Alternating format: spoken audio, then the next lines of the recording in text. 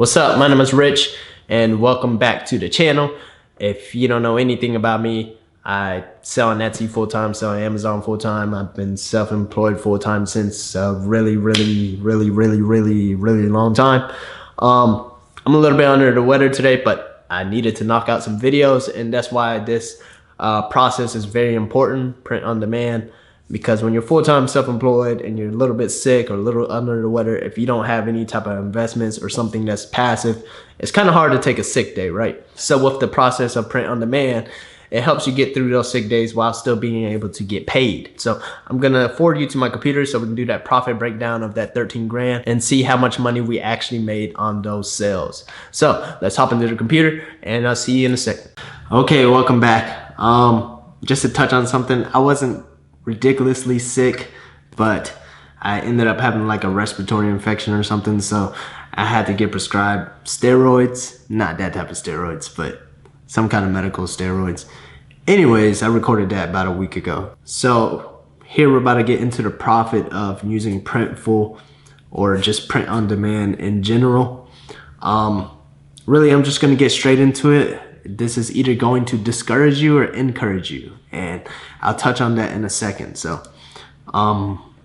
okay, so let's see here. Somebody asked, how many listings do I have? I have 405 listings, and I'm gonna touch on that in a second as well. Let's go to the stats real quick. I just want to see how many orders it was for me for January.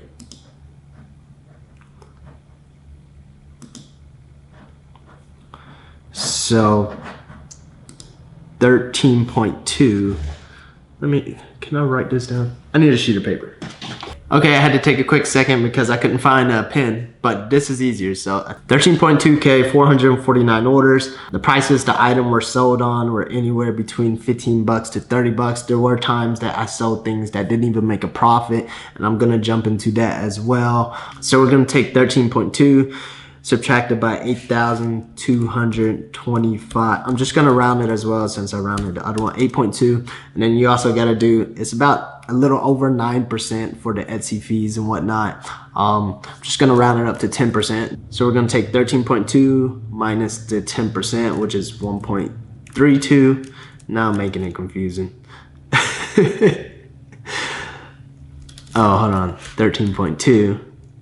But yeah, minus 1.32. I suck at math, guys, I'm sorry.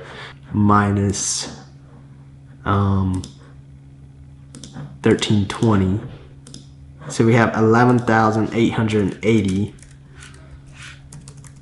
And then we're gonna subtract Printful, which is 8.2.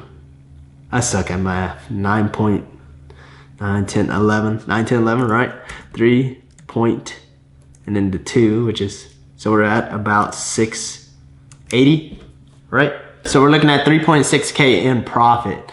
So what did I want to touch on with that? Like I said, I wanted to either encourage you or discourage you, because a lot of y'all, I know this is kind of viewed upon as like some kind of get rich overnight thing. I see a lot of people come on here and like, there's not enough margins. And one thing I do want to say, that I am aware that there are other platforms other than Printful that is more profitable.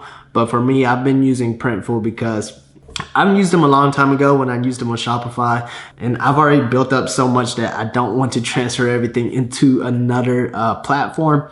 And Printful works out for me. So I am aware there are other platforms such as Printify, and I'm unsure of the rest. I know Printify works more so of a middleman, and they just connect you to other direct-to-garment companies, if that is correct. And I know the profit margin is higher, but I like using Printful because it's become such a name. It's become such a known, reliable brand. And I know there's a lot of you all who've had issues with Printful before. Well, here's the thing where it helps to know the printing process. Owning a direct-to-garment printer before, it's very easy to mess up a print, okay? 1 out of like 100 prints, you know, not every single print is going to be perfect. Somebody asked if I had issues with Printful before. and I said my issues were minimal. My minimal is going to be a whole lot different from anybody else's minimal. For somebody else, you might state that you had one print issue messed up and then, oh man, that's a huge issue. For me, it's gonna take like a good dozen before it's alerting to me. It's hard to get an accurate print each and every single time. So being someone who's done direct to garment before, I know it's not easy, and you're not going to be able to nail it every single time. And that's another thing about long-term and short-term, especially on Etsy. I see in the groups a lot of complaints about refunds, returns. The thing is, I just give them the refund. If they send messages through the phone, I just ask them for a picture. If it looks like it's messed up, I give them a refund. It's a lot less of a hassle than getting the item returned and stocking it up on the shelf and shipping it back out, especially for print on demand. So I'd rather just give them a free shirt and get a good review. A lot of people, I see it in the groups all the time, especially Etsy groups, is you're afraid of retaliation in a bad review, even though you did your best, you know? And I know there are scammers out there, but you really gotta think long term. What you're thinking is short term. That one little review may or may not hurt you, especially with this order defect rate that you are all so afraid of. It's okay. Just don't worry about it as much. You know, I'm not even gonna get into all that right now.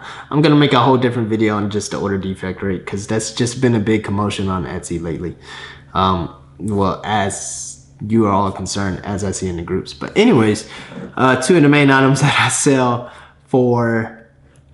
on Printful is the Bella Canvas and the Gildan, because there are two types of buyers. There's the budget buyer who just wants the design. They're not really too concerned about the quality of the shirt. And then there are people who likes the quality of Bella Canvas. Bella Canvas has become such almost a brand in the t-shirt blanks world. It used to be American Apparel, and then they had their whole fiasco of the bankruptcy. I don't know, but Bella Canvas has been on the rise for quite some time now. I actually have a package of shirts. These are actual shirts that are on Printful. And I can kind of show you the difference in materials. So here we have the Gildan. This is the soft style. 6,400, 640. Sometimes they call it 64,000, but really it's just Gildan 640. It's soft. There's nothing wrong with it, okay? This is the Gildan. This is the tank top. Maybe I should try all these on for y'all. You know what? All right. I'm gonna show you all the differences, and then I'm gonna put the text down below just for y'all, show you all the shirts that's on Printful.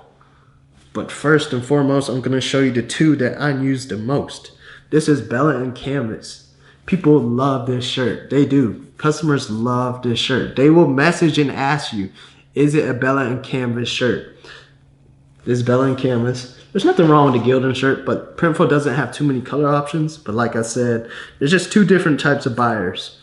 And it's a small price difference between the two. So there's those two. Here's another anvil. I like the quality of this one as well. Here's another Bella and Canvas tank top. And here's another Bella and Canvas shirt. Oh, another thing about the Bella shirts. They love the athletic colors. Yeah, that's what this is. This one's solid black. It might be kind of hard to see on camera, but this one is athletic black, I believe. Yeah, this one's athletic black. It has... I just sat here and tried on all the shirts for y'all, but the camera shut off. Because apparently the Sony camera only records 20 minutes at a time. And I have to edit it down. But anyways, that was a waste of time anyways. The two main shirts I use is the Gildan shirt and the Bella Canvas shirt. I think the Gildan shirt on other platforms, there are more color options, so you can look into that if you would like. But like I said, I'm just using Printful at this time being. Maybe in some other time, if I want to adjust my profit margins, I will change it. So anyways, let's get straight into some tips. Did that blue light cut off? It did. That's okay. So This is the truth about Printful. If you want to be successful on Printful, the truth, right? There's two parts to it. For one, I'm originally a graphic designer. I have design skills. Two, I have e-commerce skills. I've been doing this for some time now. I think I spelled it wrong, but that's okay. Is it difficult? Is it hard? Yes. If you don't know neither of these, then this Printful process can be hard. But is it impossible? Definitely not. Anybody can do this. I promise you, anybody can do it. But you have to stick to it, and just when you stumble, pull up YouTube, pull up a tutorial, pull up Google, pull up a tutorial. I'm not perfect. I still stumble upon some kind of design stuff all the time, and I still have to look up YouTube tutorials. But you know, the thing is, you don't have to be the best to sell stuff. That's one thing I've learned as time went on. It didn't matter what you sold, it's how you sold it. I mean, in a sense, it matters what you sell. There's a balance to it, but you don't have to be the greatest. You don't have to have the greatest t-shirt design in the world in order to sell it. It just has to be good enough. And how you sell it on these marketplaces, on Shopify, on Etsy, whatever it may be. That's where the e-commerce skills come in hand. You have to have the right keywords for people to find it. The design do have to look at least good enough for the person to buy it. The pricing has to be competitive. All those things just need to line up. I have that little Etsy free mini course that will help you out. If you haven't checked that out, it's in the description down below. That whole entire thing will help you out. You have to, let's do this. Okay, hopefully y'all can see this. So let's do this real quick. So you have your product, and it has to look decent. Let's say this is the Etsy search website. Here's a product, here's a product, here's a product, here's a product, here's a product, here's a product. There's 10 pages. Guess what page you're on? You're on page 10.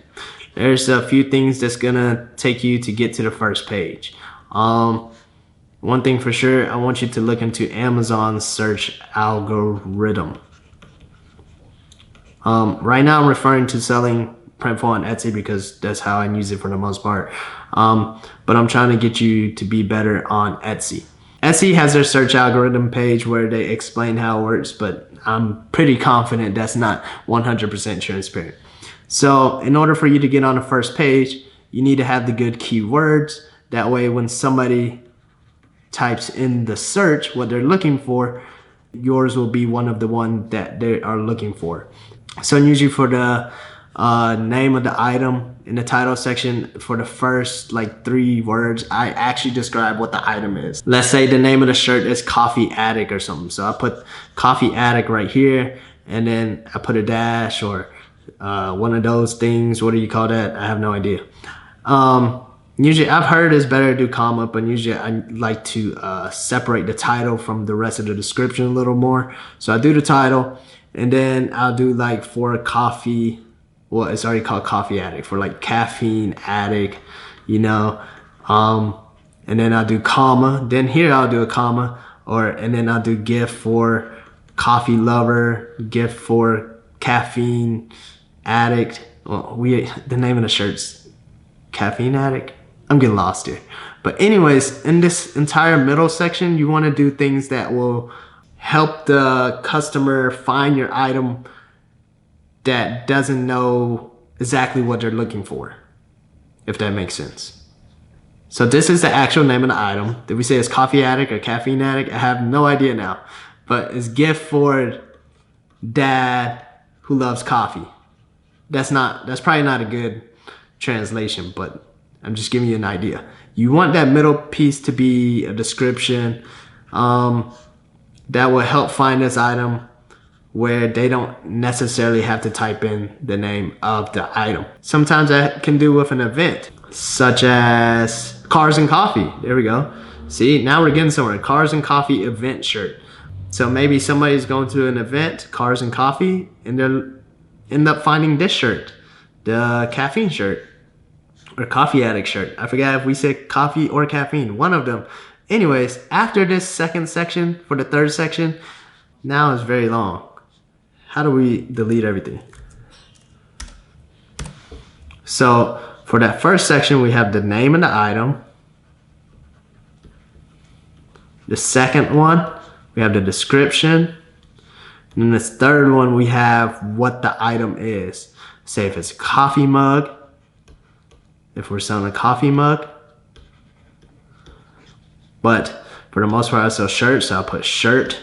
I'll put a Bella canvas. If I'm selling a Bella canvas shirt, I'm selling unisex style shirt. Basically, this third section describes the item. So this is the title of the item. This is gonna help your keywords so that people know what to look for, right? So we have our item, our product, and then we have our keywords. And then how do we up the sales? We need our pricing. Let's not use a P. Our pricing to be competitive. We need to look at people who are selling a similar product and make sure our pricing is competitive to that. Now, some other things we can do is a lot of people run the daily sale for scarcity. This is supposed to help pump up the search as well, possibly. I'm not sure, but I do it sometimes. You can run a daily sale. That way there's scarcity. It says sale is running out in 10 hours or so. So you just, whenever you go click run a sale, you click that date and you click on the same exact date that is ending and just put like 10% off, 15% off or so. So that's gonna help you get a little bit of a boost. Another thing that will help get you a boost is free shipping. Okay, people ask this all the time. This is one thing that's literally written out in Etsy's algorithm or whatever it may be. They will literally state that you get priority in the search if you offer free shipping. So just offer it, include it in your pricing. So you got your pricing, your keywords, all that. You run the sale. And here's the thing about the competitive pricing. Sometimes I don't necessarily, are we still recording? Because last time it cut off. Sometimes you can sell items that aren't necessarily going to be profitable just so you can get your ranking up, get your reviews. Those reviews are gonna help you out. So we want reviews, but how are we gonna get reviews if we're not getting buys? Because we're gonna sell it to them for a very good price that's not even profitable. Maybe we're losing $1, maybe we're just going flat even. So this is a business. You're not always going to be selling items for a profit. I think that's kind of the confusion sometimes that occurs whenever it comes to these types of things, that every single item has to be profitable.